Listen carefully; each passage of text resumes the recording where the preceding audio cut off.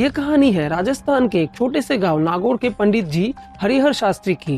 वो आसपास के गांव के सबसे जाने माने पंडित थे। लगभग सभी उन्हें अपने मांगलिक कार्य और पूजन विधि के लिए जानते थे। उनका गांव में ही एक छोटा सा घर था और घर के चौखट के आगे ही उन्होंने एक छोटा सा मंदिर बनवा रखा था, जिसमें उनकी पत्नी नियम से पूजा किया करती थी। शादी करवाने में कभी कभी ज्यादा रात भी हो जाया करती थी और रात के वक्त गांव में सवारी मिलना बहुत मुश्किल था। इसीलिए पंडित जी ने एक साइकिल ले रखी थी, जिससे वो हर जगह में आते जाते थे। वो जहाँ भी जाते थे वहाँ से दक्षिणा, मिठाई, वस्त्र और भोजन लेकर ही लौटते थे। लेकिन एक रात जो उन्होंने अनुभव किया उसने उनकी जिंदगी की दिशा ही बदल दी। एक रात की बात है, पंडित जी शादी करवा के देर रात को जंगल के रास्ते से लौट रहे थे। जंगल का कच्चा रास्ता पूरी तरह से सुनसान था और सिर्फ उनकी साइकिल की आवाज ही सुनाई दे रही थी। रात के करीब 2 बज रहे थे और जंगल का माहौल कुछ अजीब सा लग रहा था। तभी अचानक से एक बकरे का बच्चा दौड़कर उनके साइकिल के सामने आ जाता है। पंडित जी ने किसी तरह अपना साइकिल रोका और देखा कि बकरे का बच्चा सही सलामत है। उस छोटे से बकरे के बच्चे में कुछ अजीब बात था, कुछ ऐसा जो पंडित जी को उसके ओर खींच रहा था। बिना ज्यादा सोचे पंडित जी ने उस बकरे को अपने साइकिल के पीछे बांध लिया और जंगल से अपने घर की तरफ बढ़ने लगे। पंडित जी काफी खुश थे कि मिठाई, कपड़े, भोजन के साथ ये बकरे का बच्चा जब उनके बच्चे और घरवाली देखेगी तो उनकी खुशी दुगनी हो जाएगी। इसी खुशी के साथ पंडित जी ने जंगल का आधा रास्ता पार कर लिया था। जंगल का रास्ता जैसे जैसे कटता जा रहा था, हवा भारी हो जा रही थी, पेड़ की परछाई भयानक आकृति में बदल रही थी। अचानक साइकिल खींचने में पंडित जी को ज्यादा दिक्कत हो रही थी। पंडित जी ने जब साइकिल की तरफ देखा तो उनके रोंगटे खड़े हो गए। जहाँ कुछ समय पहले एक मासूम सा बकरे का बच्चा था, वहाँ अब एक विकराल भयानक बड़ा बकरा बैठा हुआ था।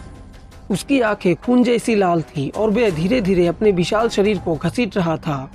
पंडित जी समझ गए थे कि ये कोई साधारण जानवर नहीं था, बल्कि एक छलावा था, एक शैतानी ताकत जो अब उनके पीछे पड़ी थी। साइकिल चलाना अब और कठिन हो गया था। वो जानते थे कि अगर उन्होंने साइकिल रोकी तो ये शैतान उन्हें मार डालेगा। पंडित जी ने अपने मन में भगवान का नाम लिया और पूरी हिम्मत जुटाकर साइकिल चलाना जारी रखा। पीछे से बकरे की भयानक आवाज सुनाई दे रही थी। उसकी आंखें अब पंडित जी की जान लेने के लिए तड़प रही थी। जब पंडित जी गांव के करीब पहुंच चुके थे तब तक उनकी सांसें फूल चुकी थी। घर अब करीब था, लेकिन साइकिल अब एकदम जाम हो चुका था। पंडित जी ने मुड़कर देखा, बकरा अब और भी बड़ा हो गया था। उसकी आंखों में एक विकराल चमक थी और उसका काला शरीर किसी राक्षस की तरह लग रहा था। इससे पहले कि पंडित जी कुछ सोच पाते, साइकिल का पिछला पहिया टूट गया और पंडित जी जमीन पर जाकर गिरे। पीछे से वो बकरा अब एक काले भैंस में बदल चुका था। उसकी सींगें चमक रही थी और वो तेजी से पंडित जी की ओर दौड़ा। पंडित जी हड़बड़ा कर उठे और अपनी जान बचाने के लिए घर की तरफ भागे। भैंसा भी उनके पीछे दौड़ पड़ा। भैंस की भारी सींगों की गड़गड़ाहट पूरे गांव में गूंज रही थी। पंडित जी ने दरवाजे पर जोर से दस्तक दी। उनकी पत्नी ने दरवाजा खोला और पंडित जी अंदर घुसते ही दरवाजा बंद कर लिया। उन्होंने घबराते हुए खिड़की से झांका। बाहर वो भैंसा फुंकारे मार रहा था। उसकी आंखें अब आग की तरह जल रही थी। उसकी फुंकारे की आवाजें पूरे आंगन में गूंज रही थी। लेकिन कुछ अजीब हुआ। भैंसा धीरे धीरे मंदिर के पास पहुंचते ही रुक गया। उसकी आंखों में एक अजीब सी घबराहट थी। उसने कुछ देर वहीं खड़े होकर फुंकार मारी, फिर अचानक जैसे किसी अनदेखी शक्ति से पीछे हटने लगा। कुछ ही देर बाद वो वहाँ से गायब हो गया, जैसे वो कभी था ही नहीं। पंडित जी को समझ आ गया था कि उनकी जान उस मंदिर के जागृत होने की वजह से ही बची थी। वो जानते थे कि वो भयानक छलावा उस पवित्र शक्ति के आगे नहीं टिक पाता। पंडित जी अब मन ही मन भगवान को धन्यवाद देते हैं, क्योंकि अगर मंदिर ना होता तो आज उनकी मौत निश्चित थी।